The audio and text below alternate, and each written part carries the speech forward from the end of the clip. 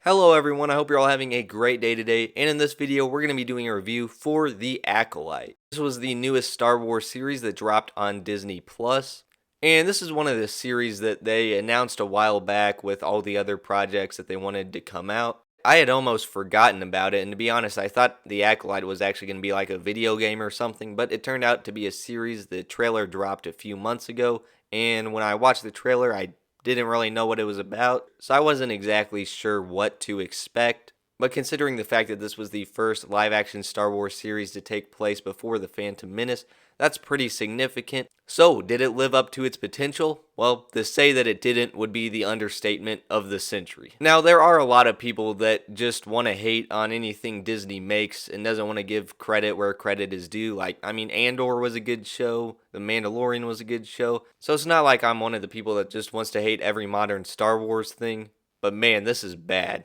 Now, to start off very briefly with what's not bad about it, the visuals, the cinematography, costume design is satisfactory for Star Wars standards. But let's move on to what doesn't work with this show. The main thing here is the characters. They're all just kind of boring. They're just not the most likable or memorable. I mean, I can't remember any of their names off the top of my head. And the story really isn't anything that great either. This show really would have benefited if like some of the main characters were characters that we already knew, like Yoda, characters that would have been alive at this time. And like we do get to see a little bit of that, but I think they like actually should have been some of the main characters in every episode. That would have been good. And of course you can make the argument, oh, they don't need to rely on fan service and all this stuff that we remember, and that's fair enough, but this is the first series that we've got that takes place before The Phantom Menace, so I feel like that would have been necessary. But also the story just feels like it doesn't make much sense. The storytelling isn't that good either. Like the third episode is just a whole flashback,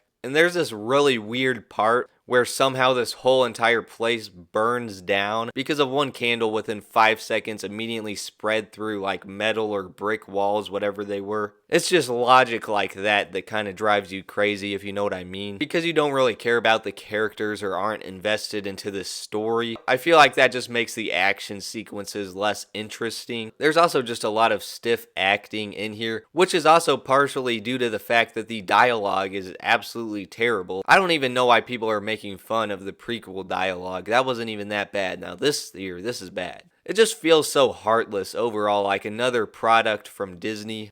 There was some other stuff that wasn't great, like Mandalorian Season 3, but even stuff like that is entertaining. It still has redeeming qualities, but this just comes off as kind of boring because you're not invested into the story and characters. And I really just don't know anyone that actually watched this show other than people that are trying to make videos like this about it. Another thing is that thematically it doesn't really work either. It tries to dive into like corruption of the Jedi, and there's the whole thing in episode 3 about how the main character is told to like choose whatever she wants to do with her life, and when she wants to be a Jedi she's immediately told like not to do that because Jedi are bad or whatever. It just doesn't feel like they put any effort into the writing. And what's also kind of sad is when people just say, you know, they don't like a show because it's not a good show, then Disney starts to act like, oh, you're just being mean and whatnot. When in reality, they just won't take accountability for making a bad show. And I feel like they're not even going to try to improve on stuff like that. So overall, that's just what I thought about it. On the quality scale of 0 to 100, we'll give it a 16%. The one amazing thing this show actually did achieve that I thought was impossible was making the sequel trilogy not the worst Star Wars anymore.